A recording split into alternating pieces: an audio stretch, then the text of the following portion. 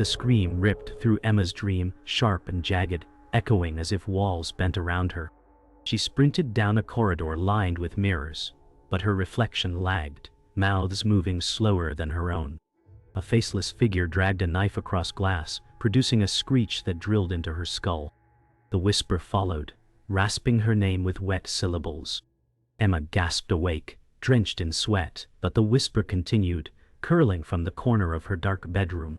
She froze, her chest rattling with uneven breaths, then reached for her phone. The glow revealed a missed call from an unknown number, time-stamped 3 minutes ahead. Her blood iced. She raised her eyes to the doorway. For a moment she thought she saw movement, a shadow slightly deeper than the dark. Her heart clawed upward as the silence pressed heavier, suffocating and absolute. Morning light slid into Emma's apartment, but it brought little comfort.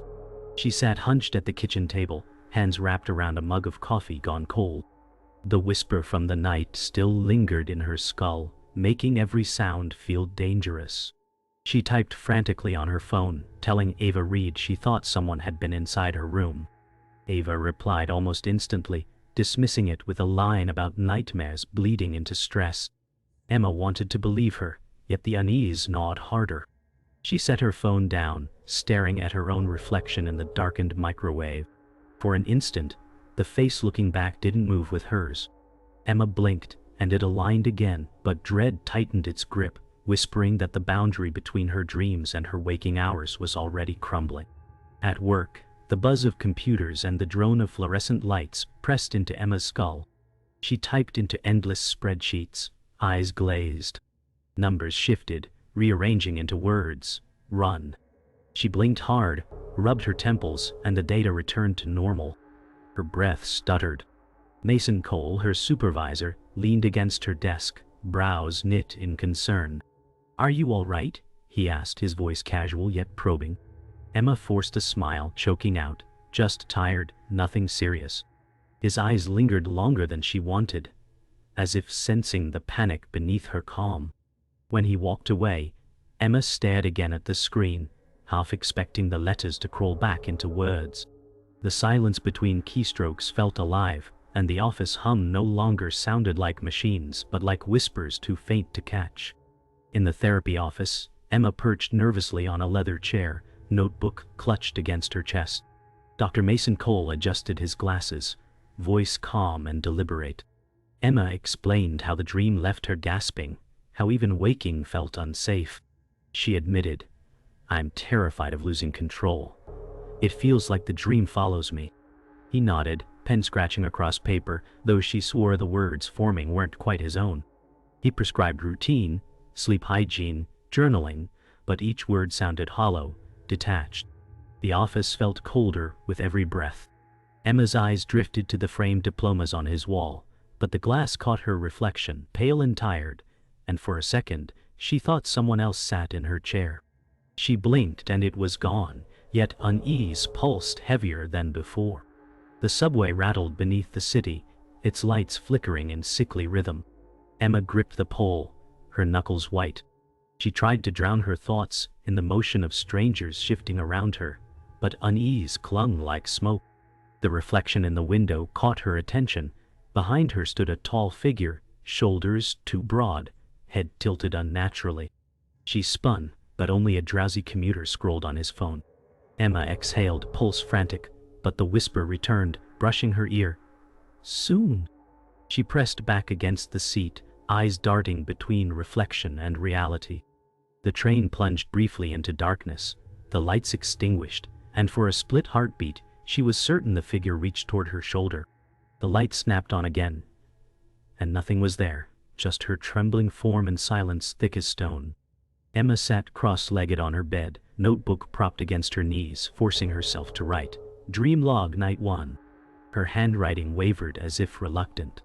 She tried to laugh at herself, but the sound fell brittle in the still air. A chair by her desk sat turned toward the bed, angled like a spectator. She swore it hadn't been that way when she came home. "It's nothing," she whispered, voice trembling. The shadows in the corners thickened as the sun dipped, leaving her apartment in uneasy gloom. Her pen tapped nervously against paper, each click echoing louder than it should. She shifted the chair back but felt the prickle of unseen eyes pressing into her spine. No matter how tightly she gripped the pen, her hand refused to stop shaking, as though some part of her already knew she was being watched. That night, the dream carried Emma into a hallway lined with endless bedroom doors, each one slightly ajar, each creaking as though breathed upon. She moved slowly, her bare feet cold on the wooden floor.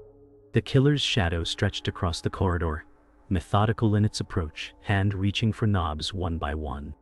He opened each door with ritual patience, letting the darkness behind them spill out. When the final door groaned, Emma woke with a gasp, drenched in sweat. She turned her head and froze. Every interior door in her apartment stood open: closet, bathroom, hallway. Her chest tightened as if her body already knew this wasn't coincidence.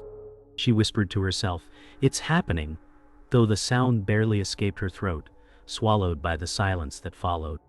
Ava arrived with her usual energy, dropping her bag on the couch and laughing at Emma's pale expression.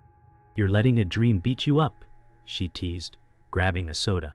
Emma forced a smile, but her eyes kept darting toward the bathroom.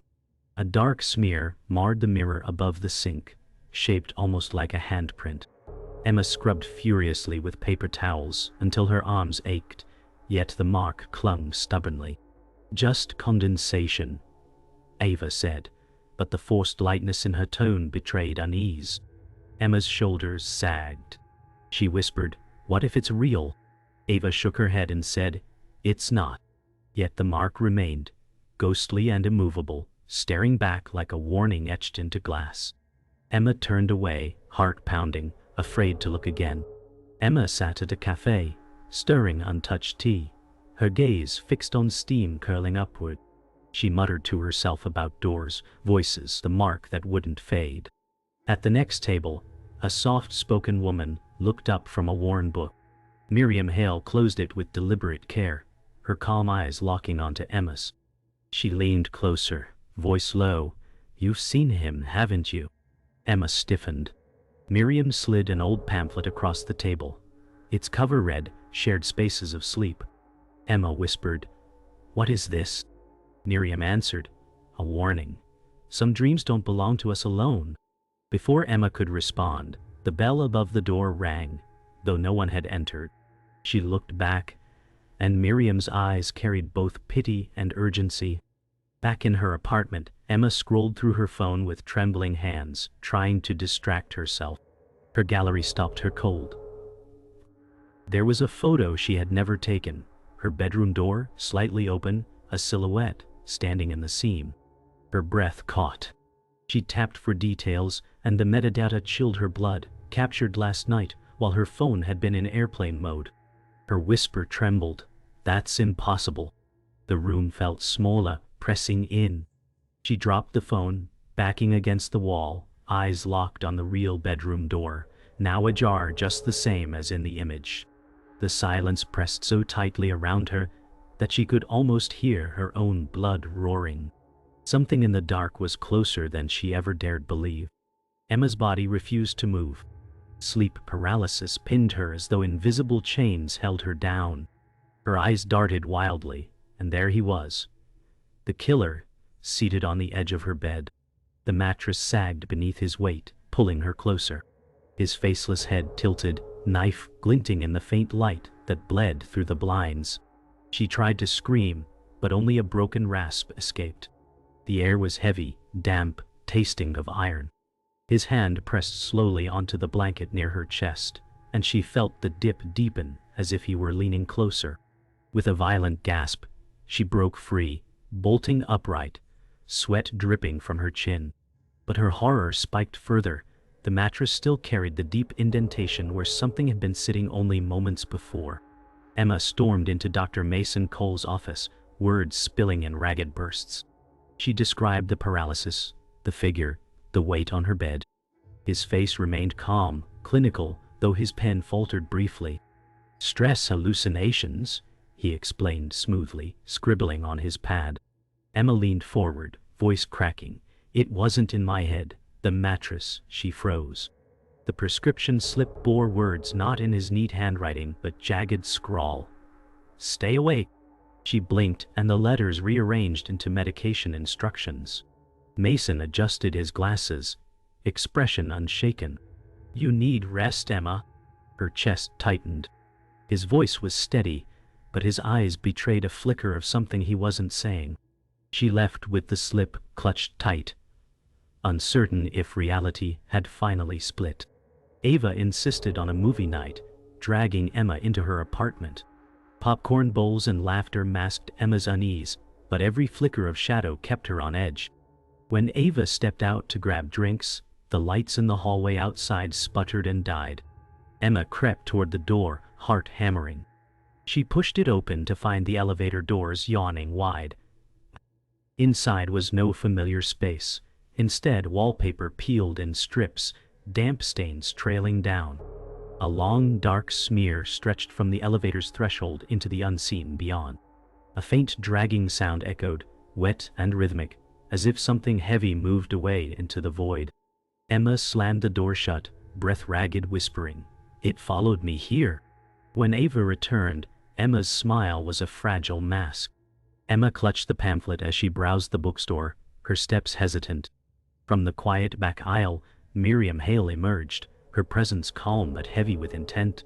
She gestured to shelves lined with obscure titles, speaking softly. "Thresholds," she said. "Places where dream and waking overlap." Emma frowned, whispering, "Why me?"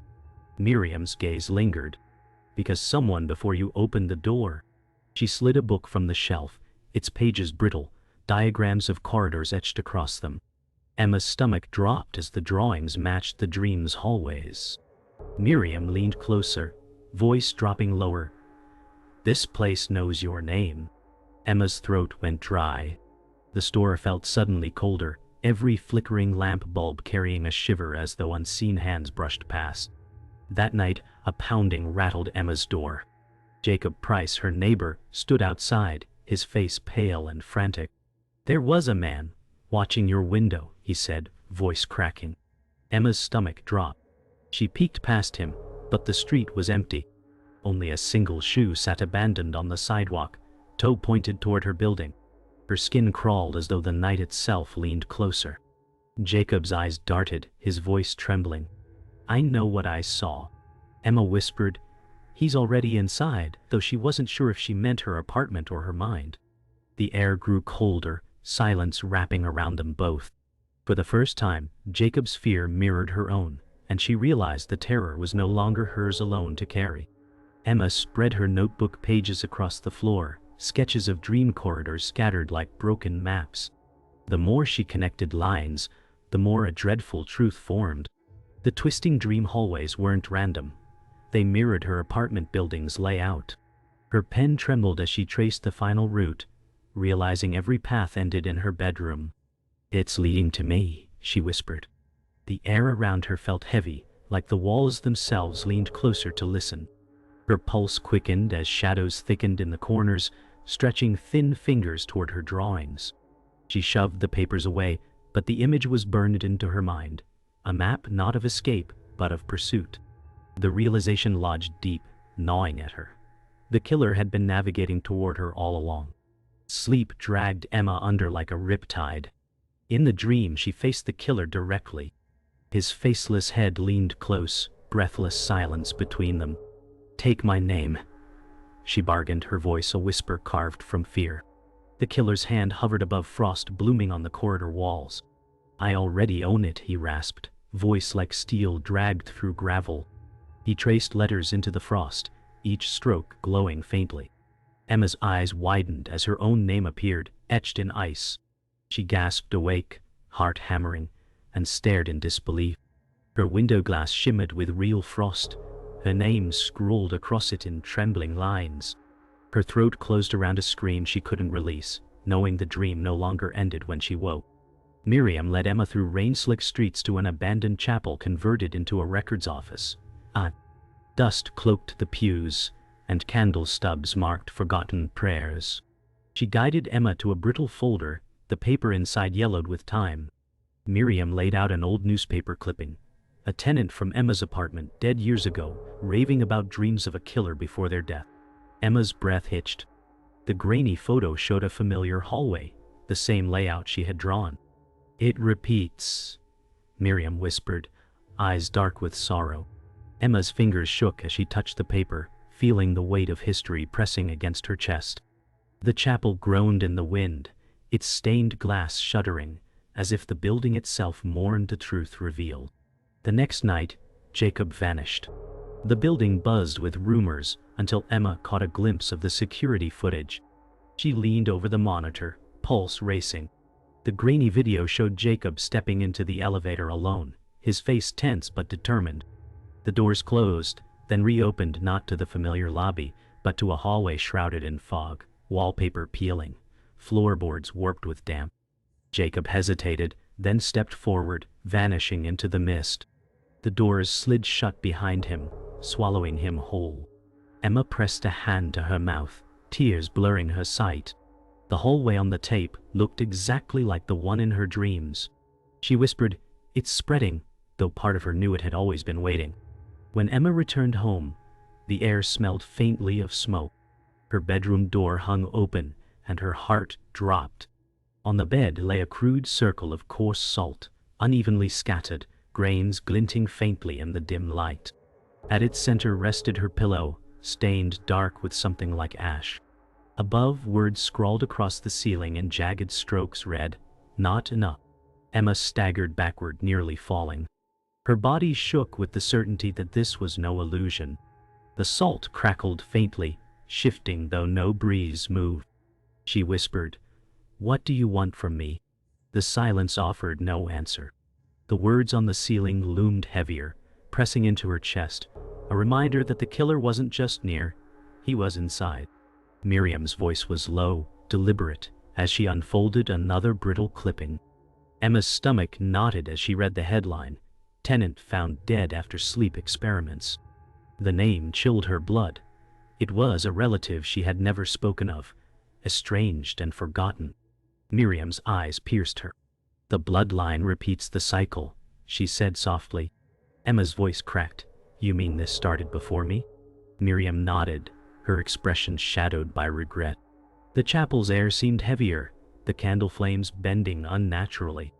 Emma traced the black and white photo of the deceased, her own features faintly mirrored in the face. She whispered, "It's always been my family." The truth sank in, crushing her. The killer hadn't chosen her at random. She was born into this nightmare. In Dr. Mason Cole's office, the air reeked of antiseptic and something colder. Emma's voice trembled as she confronted him. "You worked at that clinic," she said, slamming the clipping onto his desk. Mason's jaw tightened, though he remained composed.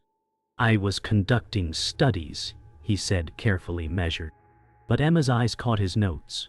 Her file was thicker than she remembered, marked with annotations in his handwriting. Words like threshold, subject, and recurrence bled through the margins. "You knew," she whispered, her voice breaking. He adjusted his glasses, avoiding her eyes. "Not everything can be explained to patients."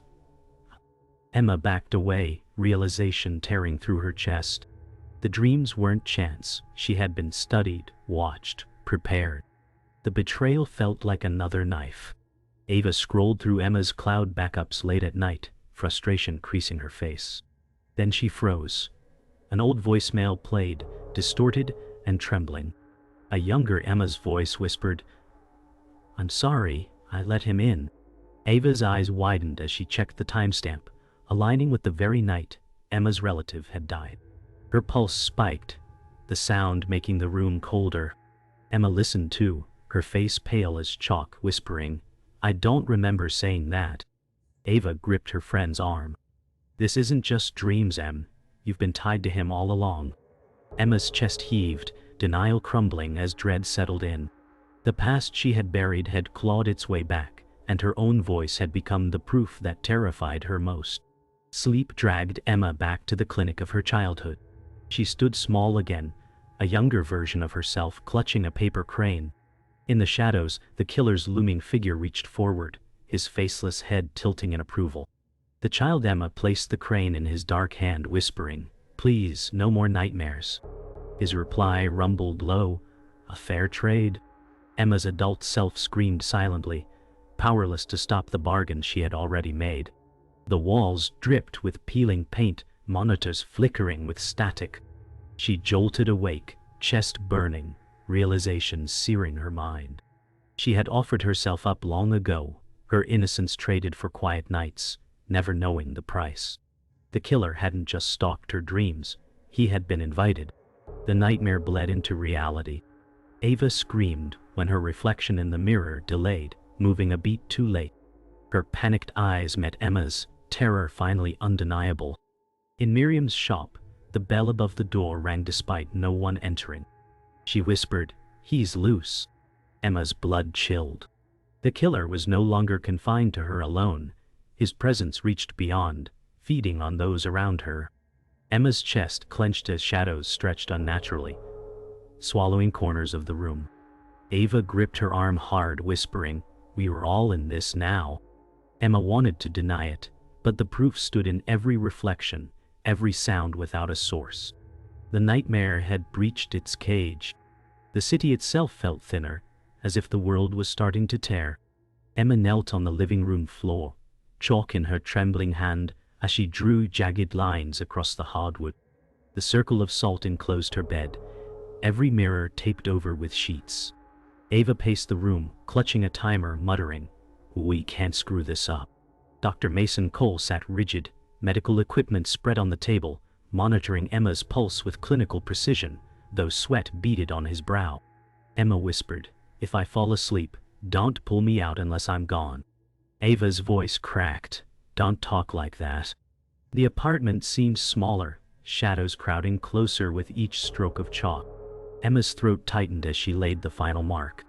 It felt less like protection and more like an invitation. The silence was suffocating, the house waiting for midnight. The clock struck midnight. Emma lay stiff inside the salt ring, breaths shallow, eyes fluttering shut as sleep claimed her. The air thickened, pressing down like invisible hands. In the dream corridor, she stood barefoot, the floorboards slick and groaning. The killer emerged, his knife dragging along the wall with a shriek that made her teeth ache. His faceless head turned toward her, steps deliberate, echoing like drums.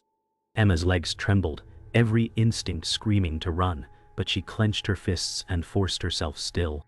Her whisper cracked, "Not this time." The shadows stretched ahead of him, swallowing doors, each scrape of the blade ringing louder. Her chest rose and fell in shallow bursts as she prepared to face what had always chased her. Emma shouted the name she had found in the clinic files, the one buried in scribbled notes.